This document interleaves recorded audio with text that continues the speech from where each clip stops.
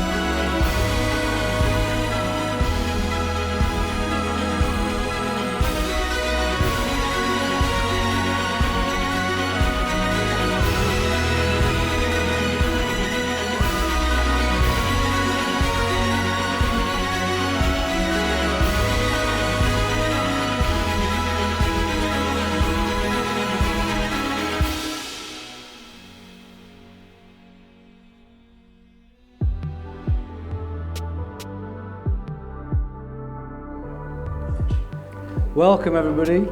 For those who don't know me, I am Jeff, and for the detectives in the room would have worked out that I'm the bride's dad.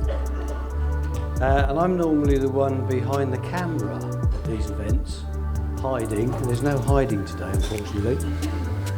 Although somebody did ask me the other day, Jeff, oh, your daughter's getting married, would you be taking the photographs as well? I thought, no, that would be multitasking, wouldn't it? You hear that, guys? All the girls shouting. Yeah. No, I'm going to concentrate on the duties of father of the bride today, and then I'm going to relax. And you'll probably find me in the bar later, very relaxed. I'm so lucky to have such a beautiful wife in Sue.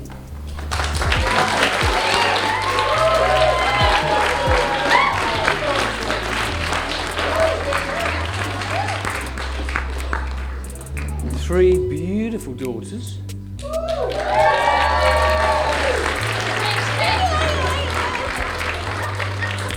I've got two wonderful granddaughters.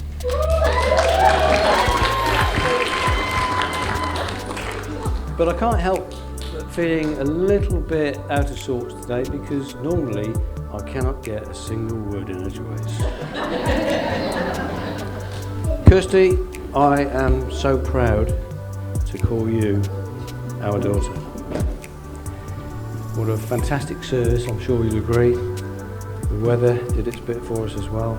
You looked absolutely radiant. Your smile lights up the room.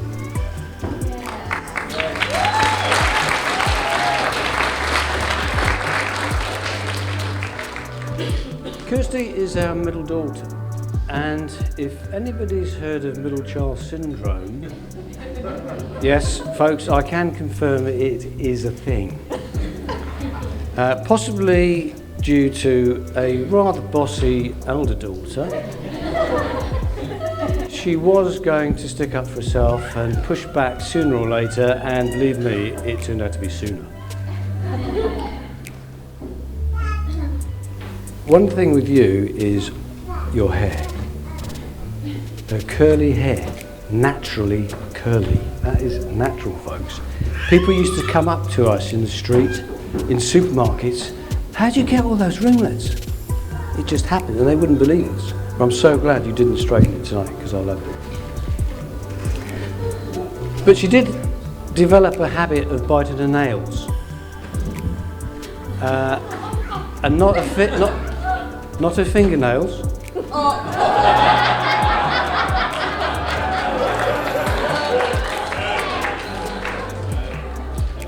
You would regularly walk into her bedroom and find her foot firmly in her mouth.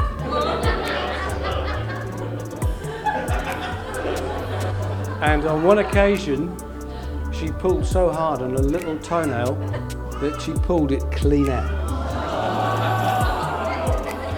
And Sue and I said, that ain't. She did. And Sue and I said, that ain't growing back. But it did, luckily. However, it doesn't grow outwards now, it grows up vertically.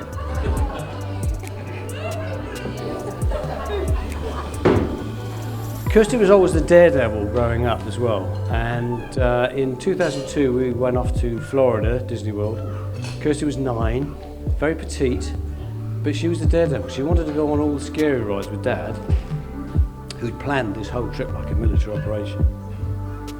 And when we got to the front of the queues, often when she got to that measuring thing, she didn't quite make the minimum height requirement, and she was really upset. So she would put her hair up in a bun, and very lightly rest her baseball cap on top and try and get on tiptoes and just to make that minimum height requirement, which she successfully did a couple of times.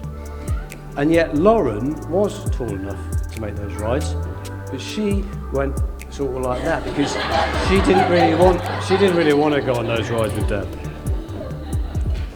And we all have those in-family jokes, don't we? And there's a certain phrase that makes us all laugh. When you make your kids laugh, it's magic, isn't it? And we were in Spain in a market one day, and there was a churros kiosk. And there was a little Spanish boy with his dad, who saw this churros kiosk and pointed at it and shouted, "Papa, churros!"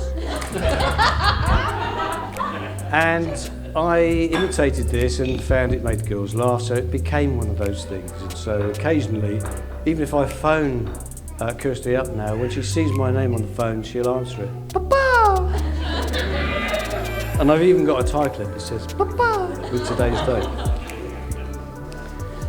How would I describe Kirstie? Bubbly, confident, energetic, super fit. You can see by those arms she does men's press-ups. She's caring, the life and soul of the party, diplomatic, conscientious. She used all those skills to really good effect in her successful careers. But looking at her hen party album, which was populated by all the people in this room, with photographs and comments about Kirstie and her character and what she's like, the one phrase, I've got to try not to start crying here, the one phrase that kept coming up coincidentally throughout the book was beautiful inside and out.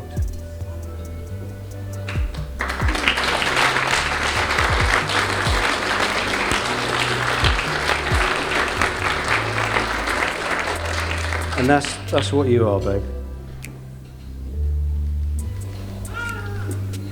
You've decided to take a break from your careers now, much to the disappointment of a lot of your clients. I think sensibly, to concentrate on the next chapter of your life, exciting chapter with Lewis.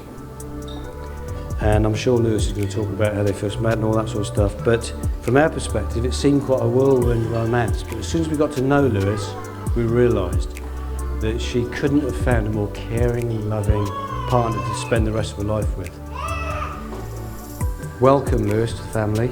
Welcome, Mark and Karen, and the rest of your lovely family too. And that just leaves me to propose a toast to Kirstie and Lewis, and to a lifetime of love, laughter and happiness.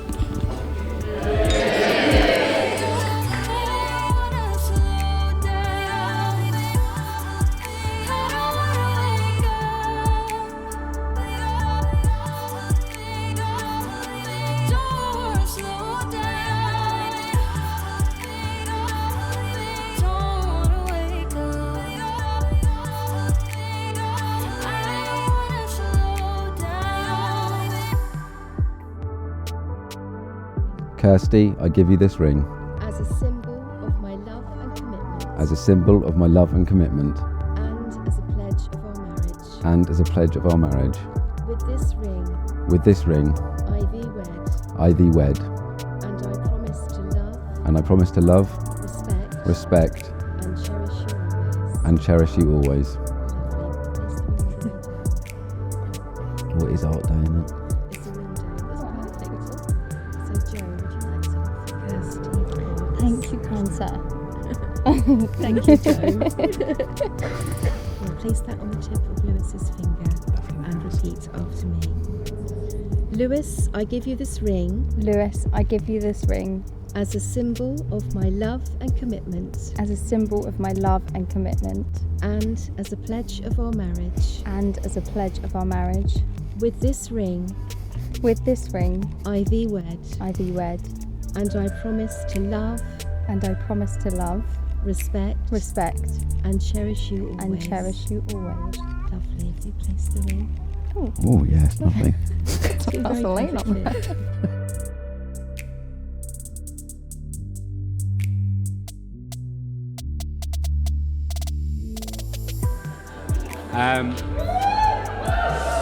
I'm a groom. I'm a hubby.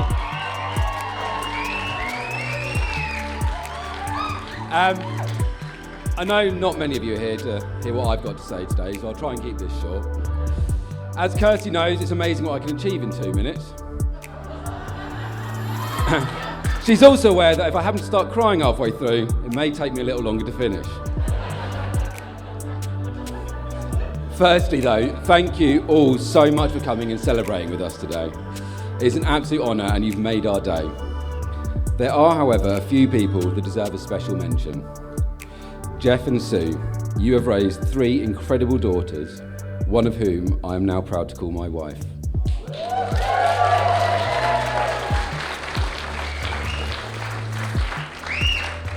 I'm aware it can't have made the best first impression when some floppy-haired muppet turned up to your family camping holiday in an orange BMW. Thankfully, you looked past all this and saw the muppet for the caring, respectful, and above all else, modest person that he truly is. And I couldn't ask for better in-laws.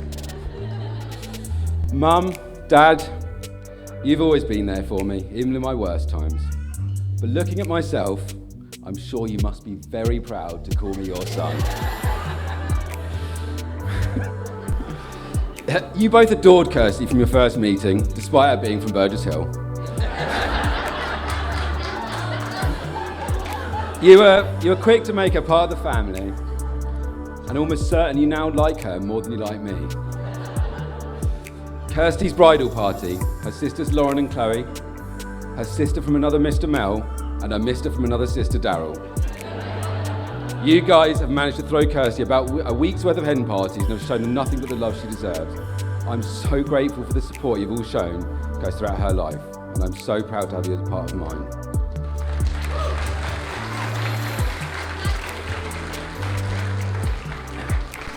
Groomsmen, or groomers. There are a lot of you, and the majority of you have been on wedding number 10 of the year, so thanks for turning up. Only 2 out of the 6 of you were in England yesterday, and we're both so delighted and honoured with all the effort you've gone to make this day as special as it is. I'd also like to give a massive shout out to Emily, who handmade all of the wedding favours and the bar snacks and smuggled them in from Hong Kong. Alice, who had one of my oldest and most talented friends, thank you for hand-painting each and every table place name. And most importantly, here's where the tears will probably start. Kirstie, wifey. You're all thinking it, I'll say it, I'm punching.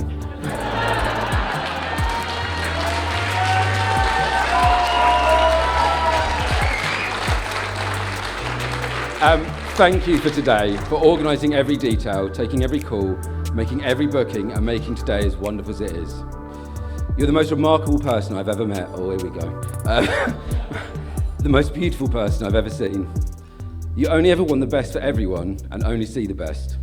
Your quick wit, fierce intelligence, and generosity inspire me daily. You're the first person I speak to and the first person I go to whenever I have a problem to solve or reason to celebrate. No matter what the situation, my first thought is always, what would Kirstie do? I will never ever take it for granted that I get to spend the rest of my life with someone who is so caring and giving, someone who makes me want to be the best person I can. I love you.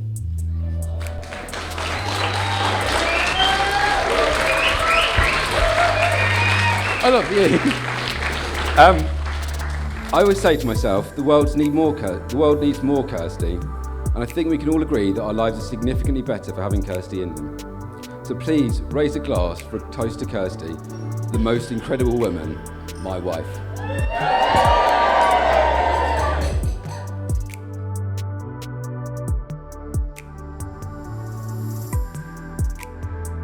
Right, that was all very lovely. A little bit too lovely, actually. I feel very uncomfortable right now about what I'm about to read to you. Well, give it a chance. So, good afternoon, everyone. For those of you that don't know me, I'm Lewis's best man and long-suffering friend. I hope you're all having a wonderful day, and I promise to make Lewis cry. It's been a long year of weddings and speeches. This is my second best man speech, and of course I had my own speech at the groom as well. So please excuse me if this becomes a list of bullet points more so than a speech. I really can't be arsed with this. Lewis had to tread very carefully when putting together a speech for mine and Lucy's wedding, as he knew 6 weeks later I would be stood here with you all as my audience. Lewis, as we know, Lewis, as we're all aware, is a fantastic negotiator, but I feel he may be lacking any leverage on me at this final stage. So I will begin. I first met Lewis at high school. Lewis was slightly chubby, had long scruffy hair, and played violin to a very high standard. So a complete nerd. As a result, we were not friends. Lewis spent his teenage years bunking off school as he searched for a good Catholic girl from a nearby high school, Cardinal Newman. He spent more time there than he did at our school, and as we can all see, he had no success. But he did manage to upset an awful lot of Catholic boys. It wasn't till our late teens when we were brought together by our mutual friend, James Groom, who is also now Just Airs Employee of the Week. Lewis had dropped his passion for Catholic girls and was now well and truly on the hunt for beer. This passion brought us together like a shot of Jaeger to Red Bull. There was nothing stopping us. Lewis worked at H&M at the time, and I spent many an evening standing there at the window of the shop waiting for him to finish pretending to work. So then we could go to the pub. It was truly a wonderful time. It was, if we weren't working, we were drinking. Lewis struggling financially at the time, but we didn't let this get in the way. In fact, this gave him all the encouragement he needed to succeed. As the cost of a pint went up, so did Lewis's ambition. And as you can all see, pints are now very expensive, and Lewis is very successful.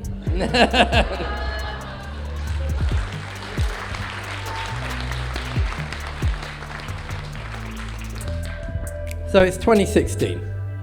We're trying to work out a lad's weekend away in Newcastle with our good friend Joe. Say hi to Joe, everyone.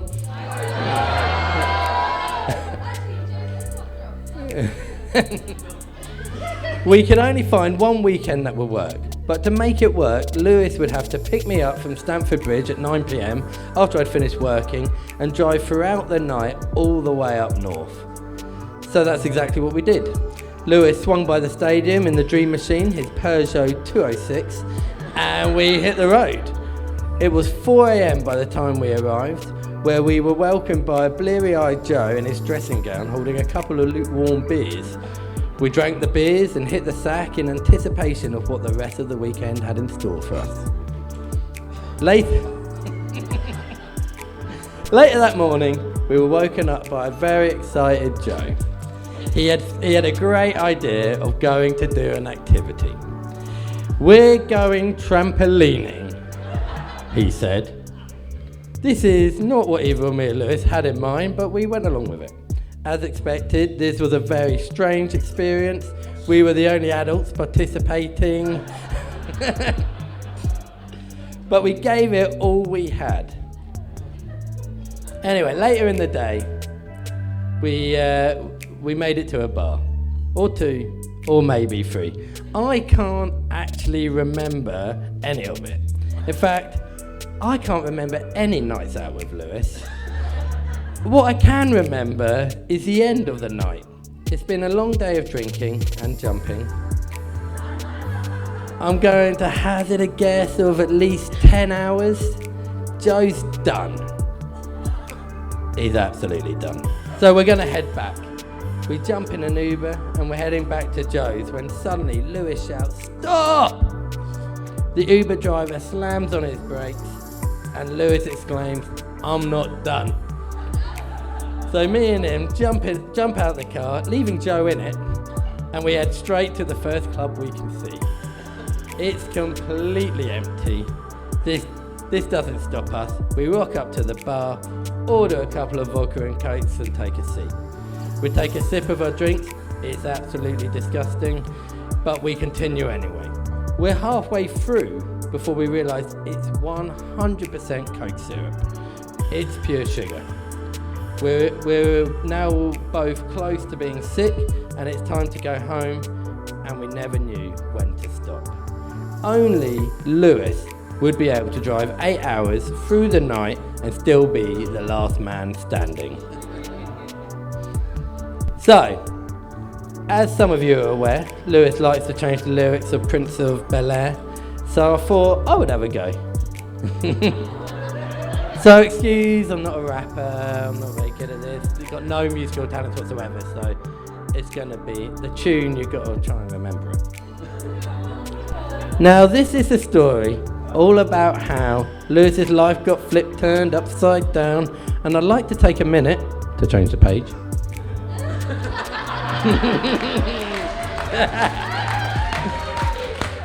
Just sit right there. I'll tell you how he became the king of a place called Just There. In West Fardine, born and raised, on the playing fields is where he spent most of his days, chilling out, drinking, smoking all cool, and playing some violin outside of school. When a couple of guys who were up to no good were encouraging him to make trouble in another neighbourhood. They got in one little fight and Lewis got scared, so he said, "I'm going to sell shit plane parts and call it Just There."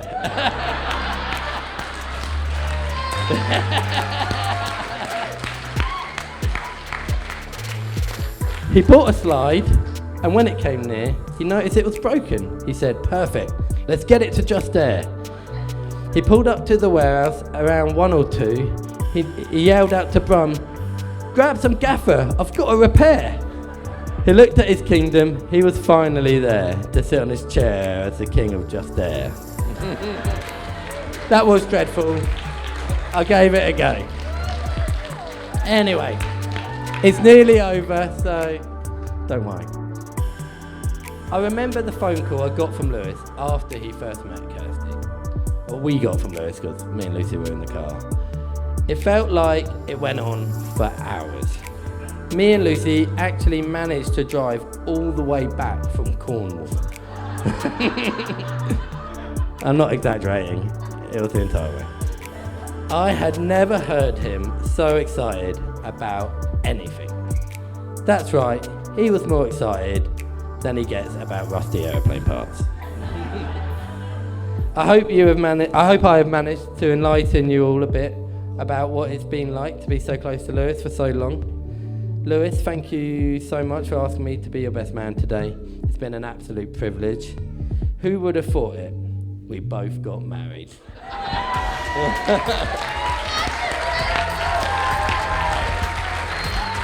So ladies and gentlemen, please stand up and raise your glasses, if you can. To the new husband and wife, we wish you an amazing future full of love and happiness. Goodbye to the misery. Write another better history. You're fearless. Even fear's afraid of you. I won't let you turn back now. Even if you're down and now you're healing. And I'm here. I'll help you light your fire. I'll take your hand, raise you up higher. You can dare to live. Stand up, be the hero you need, the dreamer you dreamed of. Speak up, scream in the mirror. You're free, you're free, you're free now. Light up, you can feel the heat of the spot, the beat of your heart. You can dare to live again.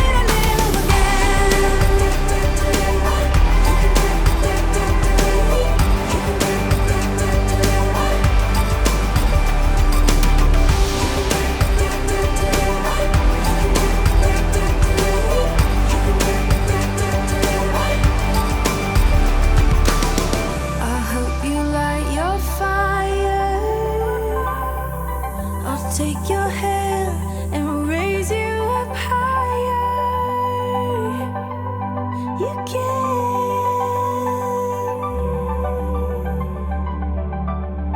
You can do